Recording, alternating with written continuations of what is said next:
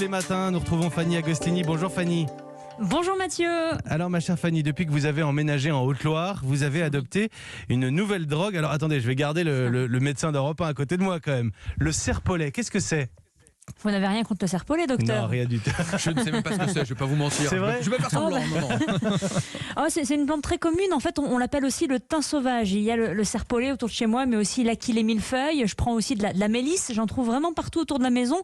J'en consomme sans modération, en infusion, à la place de celle que je trouvais dans la grande distribution auparavant. Alors pourquoi est-ce que vous avez abandonné le thé industriel? Parce que les allégations santé mentionnées sur les emballages comme digestion, sommeil, minceur et blablabla ne tiennent pas leurs promesses et que l'on nous vend souvent du vent et même pire de l'intox pour du détox.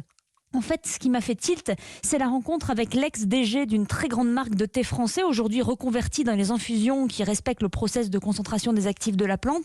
En fait, son principal souci aujourd'hui, après avoir eu le sentiment de ne pas toujours respecter le consommateur, c'est de proposer des produits ayant un impact bien meilleur sur la santé humaine, comme un herboriste pourrait le faire ou nos grands-mères qui, elles, connaissaient les plantes, leur juste dosage et leurs principes actifs.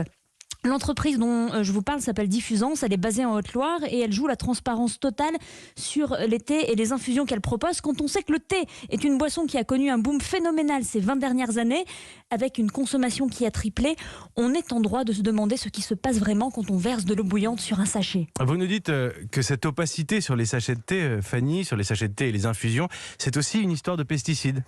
Complètement. Les thés et les infusions, même bio, contiennent des résidus de métaux lourds et de pesticides. L'association 60 millions de consommateurs a passé au crible 26 marques de thé commercialisées et toutes, je dis bien toutes, sont concernées par ces substances non désirables, y compris les thés biologiques. Dans un seul thé, tenez-vous bien, ont été retrouvées 17 traces de pesticides différents.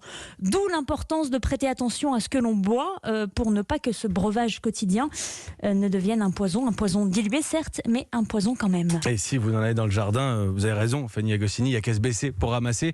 Toujours pas de café, cela dit, en Haute-Loire. Toujours pas de café. On peut en faire avec les racines de pissenlit, mais bon, Oui, c'est pas pareil. Même... Bon, on en reparlera. Fanny Agostini, on en reparlera. tous les matins. Merci beaucoup, Fanny.